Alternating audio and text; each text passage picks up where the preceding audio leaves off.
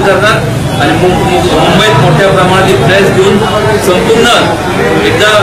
R नाही तर पार झालंच पाहिजे। उघडपणे बोलणारे फार थोडे असतात, त्या प्रत्येकाला वाटतं की आपलं काय होणार, आपल्याला हे जाणार तर ते होणार। मला या ठिकाणी मला सांगावंसं वाटतं की जे म्हणून शिक्षण सम्राट असतील, साखर सम्राट असतील किंवा हे सगळे बहुतांश करून सगळे मराठा समाज आहेत। निदान ह्या लोकांनी तरी मराठा या नात्याने कधी डोनेशन घ्यायचं कोणाकडनं काही शिल्लक ठेवलं नाही आणि त्यामुळं आज केविलवाणी त्यांचा विचार चाललाय की आपण हे आपल्या समाजासाठी काहीतरी केलं पाहिजे। ज्यावेळेस हातात सत्ता होती त्यावेळेस काच केलं नाही। आज ज्यांच्या हातात सत्ता आहे, जे कोण असतील, पक्ष कुठलाही असेल, हा प्रश्न पक्ष उद्रेक असा प्रश्न आहे आणि त्यामुळं जास्त जर उद्रेक जर झाला आणि वाढला त्याला जबाबदार महाराष्ट्र शासन असेल, केंद्र सरकार असेल,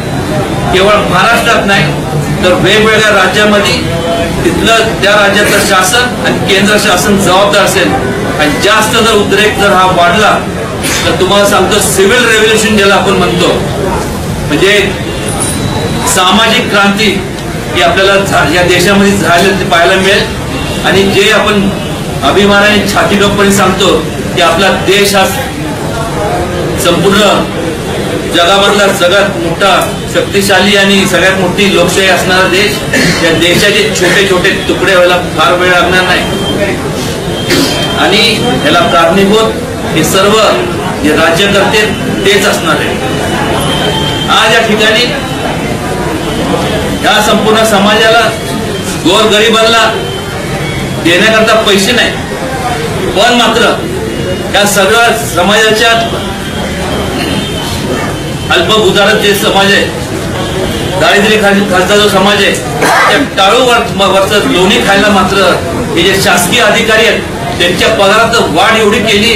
की त्याचं नाव नसतं आणि त्यामुळे जर त्यांचा पगार तुम्ही एवढं वाढवण्याकरता जर तुमच्याकडे पैसे असतील तर तुम्हाला रस्त्याकरता आणि ह्याच्याकरता जर पैसे असतील आणि त्याचबरोबर ज्या ज्या लोकांनी भ्रष्टाचार केलाय ही संपूर्ण यादी माझ्याकडे आहे। ही यादी तर प्रत्येक त्या लोकांचं त्यांना तुरुंगात टाकलंच पाहिजे, त्यांची सगळी मालमत्ता जप्त केली पाहिजे। ही त्यांच्याकडे ह्या लोकांनी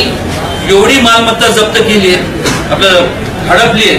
की त्या मालमत्तेच्या आधारावर आज संपूर्ण